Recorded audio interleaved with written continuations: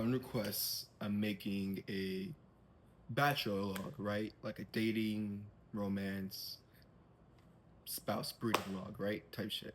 So series, not log, series, log, etc., whatever. So it was a request, by a few ladies, and then a few bros that'll ask me question, or I realized were like mindlessly insecure, or like insecure because you might be competing with somebody, but like all I gotta do is be yourself, right?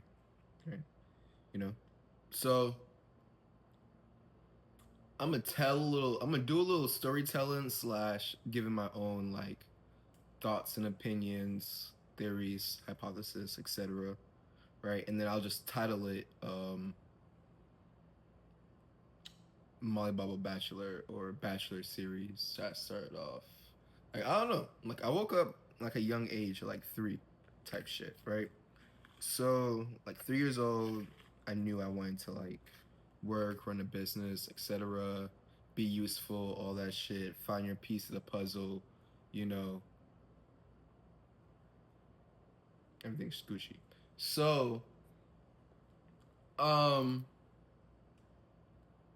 like I've always wanted a shorty. I don't know what to say. That might be true for everybody, right? I think I'm just touching on like the LGBT topic right now. So this goes.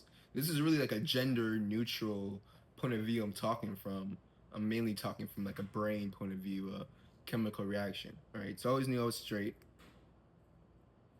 and I wanted kids. How many kids I could have was always a hard question to answer, but that was mainly because it was up to the girl, and I found out it wasn't always easy for all girls to have kids. Honestly, all girls can't have a bunch of kids, right? So that's why there's always more girls than kids, right? Catching what we putting down. Then I'm just like, okay, cool. I like girls.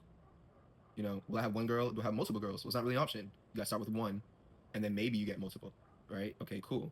And because I grew up in like a Christian family, Christian surroundings, I realized most people were single or promiscuous because you only get one, so you get one shot. Da da da.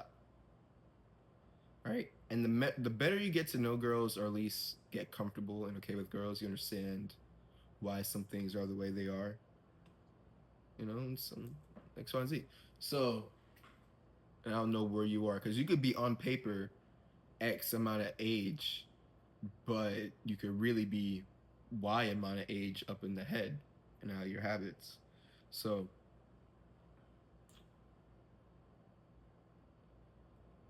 I guess I'll start with the most recent. Oh no, I guess I should start with the more like princess stuff. So princess stuff. So I had my first kiss at like middle school. Middle school, little Indian shorty, right? And I later found out or catch on to the fact that I'm Jamaican and a little bit of like Indian West Indies. So I see what was going on there, right?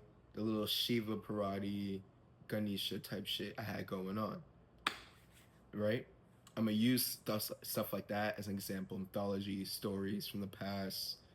These are a lot of things. These stories represent a lot of repetition in life, right? Repeats. It takes certain levels of like awareness and connections to put two together. It's like, oh, it's just a reliving of that, right? Don't recreate the wheel. So, first kiss, da da da. She was shy, da da da da. We were young, so technically we're moving fast. And then that's when I started really accepting racism and stereotyping and be like, some of y'all just ain't shit. Like some of y'all are real deal, just the dirt on the bottom of our shoes, just like a cost of life. Like, damn, I gotta go take a shower later, type shit. Gotta go wash my hands with you, type shit. So then, maybe I'll see you in the next 7 days, right? Personal aspect, right? Let's touch on personal, and then we'll cut this one to an end. Okay, I feel like a college professor or something. Like, ooh. So, mm, you you gotta know thyself, right? And be open to thy future self.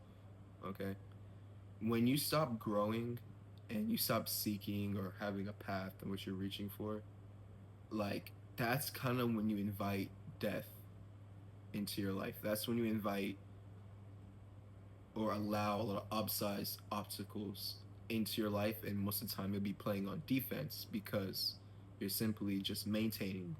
Now, with those up and downs, you can get stronger, but it's gonna be usually the hard way unless you're proactive. Okay, so that's like more talent and natural gift versus skills earned, obtained, learned, and created. Right? This is naturally gonna happen, so it's always in motion. But this can happen as well, while this is just always soaring up.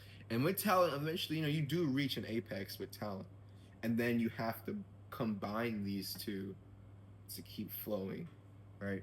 So that's really good, you know, because if someone doesn't meet you at a lower point, the point in which they first meet you is your always low point, right? Your new low, right? If they're always meeting you at your newest low, if they meet you at your newest high, for them, that's your most recent low. Okay, so you're already on a course for new highs. They're not always going to understand the low that you're trying to come out of because you're already at a high to them, right? Okay. So, if you think you're ugly, you're not, right? And if someone says they're not your type, you're not their type. You know what I mean? Like when it comes to physical and theoretical attraction, right? It's like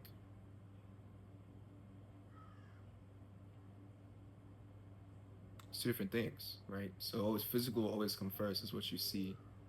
That's why Love is Blind popped off so well, right? And you may not always be the person that people see. So you are who I am now, right? Other people can see the future in you, okay? And it's up to you to see the future in yourself, okay? See your potential. Like when I was young, I saw this light skinned, red bone, kind of brown person with a beard, the curly hair to afro twist ratio, etc., right? Muscles. That's the person I wanted to be. Now, that's the person I saw myself being when I thought about myself and I try to see myself in the future with my spouse and stuff when inspired or questioned about due to my environment and situations. Okay. So, how'd I get here? Right now, some even that know me, but I used to be chubbier, right? I had like some thick thighs, like I had a beer belly, right? So I got the cut, right? So I got the cut, right? But then my stomach was like will come out here, and then these thighs, man, I had no thigh gap. That shit was just rubbing against each other all the time. Like, and that's what guys want to see in girls. I'm like, bro, what is this shit? Like, I hated this shit so much. I hated pants. No, I always wanted to wear pants. I didn't like wearing shorts. Um, I didn't like moving around too much. I didn't like walking or jogging because it'll rub. If I had to walk, I was like striding, like taking big boy steps, or I like to run, so it wasn't really like touching. Grew and shaped myself. So I took all that fat and I saw that fat as myself saying, hey, you got plenty to eat. You're not burning all this energy. Once you have a good grasp of society, you're not starving. You're not gonna be starving anytime soon. Like turn this energy into something else. And that's when I started lifting, being more careful with my form and habits as I go out the day, using my legs to pick things up, keeping my tight, using my core and my chest, right? And then naturally, I just started to re-manifest into this more attractive, athletic looking monster, right? I mean, my dad's an athlete, but right, I could have lost that, okay? So you have to see that potential in yourself. And in my freshman year of college, right? And then before you're like, oh, this man's speaking blasphemy, he doesn't know anything he's talking about. Where's your certifications? I'd rather just pay my way to get there. You can pay to win. Don't get me wrong, because you paying to win is could be fueling someone's natural lifestyle, and vice versa, right? But